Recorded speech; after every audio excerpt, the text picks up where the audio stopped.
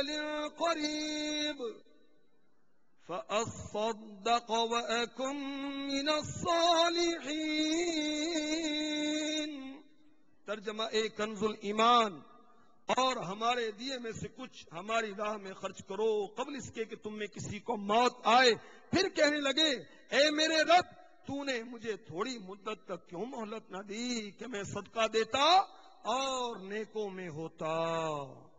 میٹھے میٹھے اسلامی بھائیوں، کنجوسی کی نحوست کے متعلق آپ نے حکایت سنی، احادیث مبارکہ سنی، چند قرآنی آیات بھی سماعت فرمائیں۔ آئیے اب ان سے عبرت کے مدنی پھول چننے کی کوشش کرتے ہیں، اللہ کرے دل میں اتر جائے کسی کے میری بات۔ میٹھے میٹھے اسلامی بھائیوں، کنجوسی میں رب تبارک و تعالی کی ناراضی اور ناپسندیدگی ہے۔ بخل یعنی کنجوسی مومن کے شایان شان نہیں، یہ انتہائی بری خصلت ہے۔ اس کا کھانا بھی یعنی بخیل کا کھانا بھی بیماری ہے۔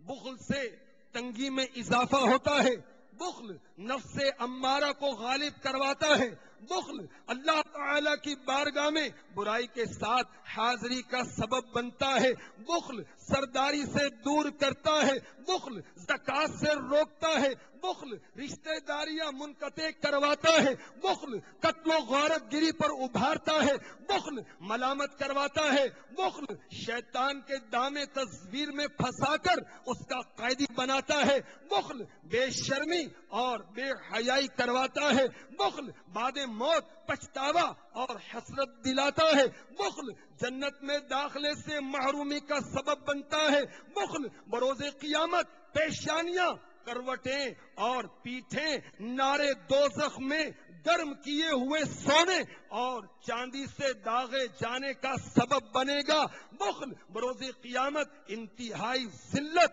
اور رسوائی کا سبب بنے گا، بخل بروز قیامت الشجاع الاقرع یعنی گنجے سانپ کے تعاقب کا سبب بنے گا، بخل گلے میں سانپ بصورت توق مسلط کیے جانے کا سبب بنے گا۔ جو کہ بخیل سے بات کرے گا، کلام کرے گا، کہے گا میں ہوں تیرا خزانہ، میں ہوں تیرا مال، بخل بروز قیامت اونٹ، گائے اور بکریوں کے سینگ مارنے اور پاؤں سے روندنے کا سبب بنے گا، بخل بربادی ایمان کا سبب بھی ہو سکتا ہے کہ گناہوں کی نحوست سے ایمان کے ضائع ہونے کا خوف رہتا ہے، بخل ناراضگی رب جبار و قہار جل جلالہ کے سبب جہنم کی آگ میں لمبے لمبے ستونوں میں قید کیے جانے کا سبب بھی بن سکتا ہے۔ الامان والحفیظ، درد سر ہو یا بخارائے تڑپ جاتا ہوں میں جہنم کی سزا کیسے سہوں گا یا رب، عفو کر اور صدا کے لیے راضی ہو جا، گر کرم ہوگا تو جنت میں رہوں گا یا رب، گر کرم ہوگا تو جنت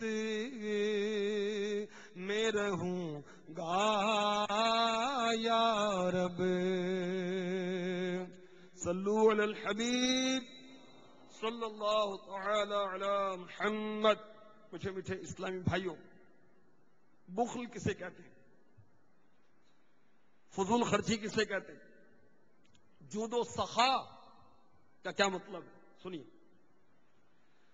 جہاں خرچ کرنا واجب ہے وہاں خرچ نہ کرنا یہ ہے کنجوسی، اور جہاں خرچ نہ کرنا واجب ہے وہاں خرچ کرنا ہے اسراف، تبذیر اور فضول خرچی. کنجوسی اور فضول خرچی کے درمیان جو کیفیت ہے وہ پسندیدہ ہے. اس کو کہتے ہیں جود و سخا. تو اللہ تعالیٰ ہمیں بخل سے بھی بچائے، فضول خرچی سے بھی بچائے، اور ہمیں جود و سخا کی سعادت عطا فرمائے. جو جود و سخا کرتا ہے اس کو سخی کہتے ہیں، جو فضول خرچی کرتا ہے اس کو فضول خرچی کرنے والا کہتے ہیں، جو بخل کرتا ہے اسے بخیل یا کنجوس کہا جاتا ہے. اب بخل کے بھی 3 درجے ہیں. خرچ کرنا شرعاً واجب ہوتا ہے یا عرف و عادت کے اعتبار سے. ضروریات پر خرچ کرنا شرعاً واجب ہوتا ہے، مثلا زکوٰۃ، صدقہ فطر، قربانی، حج. کفار کے مقابلے میں خرچ کرنا، اہل و عیال کی ضروریات پر خرچ کرنا. جو ان مواقعوں پر خرچ نہ کرے وہ سب سے بڑا بخیل اور پرلے درجے کا کنجوس شخص ہے. اور وہ شخص کہ دوستوں پر خرچ نہیں کرتا، رشتہ داروں پر خرچ نہیں کرتا، ہمسایوں پر خرچ نہیں کرتا. عرف و عادت کے اعتبار سے واجب ہے کہ ان پر خرچ کرے، تو وہ بھی کنجوس ہے، بخیل ہے، مگر اس کا درجہ پچھلے والے سے کم ہے. تیسرے درجے کا بخیل شخص وہ ہے کہ فرائض و واجبات کی ادائیگی میں خرچ کرتا ہے، لیکن نفلی صدقات، عام فقراء اور مساکین، سائلین، رفاہی اور فلاحی کاموں میں خرچ نہیں کرتا. باوجود استطاعت کے، باوجود وسعت کے اپنا ہاتھ روک کر رکھتا ہے، مال گن گن کر رکھتا ہے. یہ بھی بخیل کنجوس ہے، مگر پہلے 2 درجوں سے کم درجے کا بخیل اور کنجوس ہے. میٹھے میٹھے اسلام بھائیوں، بخل کی تعریف بھی سنی، اس کی مذمت بھی سنی. آئیے اب اس کا علاج سنتے ہیں. اس کا علاج کیا؟ نمبر 1، دنیاوی خواہشات کی کمی، یہ بخل کا علاج ہے. انسان اپنی خواہشات کی تکمیل کی وجہ سے مال سے محبت کرتا ہے، اور مال کی محبت کی بنا پر مال کو خرچ کرنے کے بجائے کنجوسی سے کام لیتا ہے، اور بخل جیسے مہلک مرض کا شکار ہو جاتا ہے. دوسرا علاج، قناعت اختیار کرنا. قناعت کیا ہے؟ سنیے.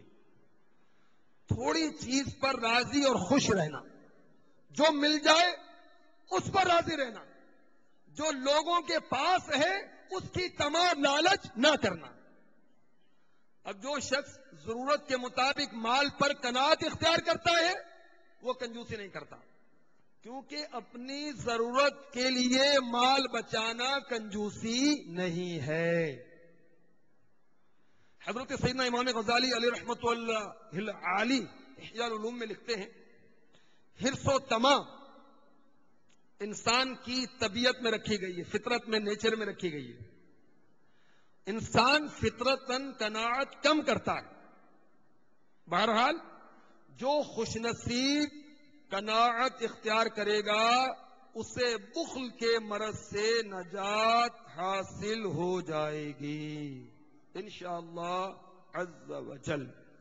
قلیل روزی پہ دو قناعت، فضول گوئی سے دے دو نفرت، درود پڑھنے کی بس ہو عادت، نبی رحمت شفیع امت کرے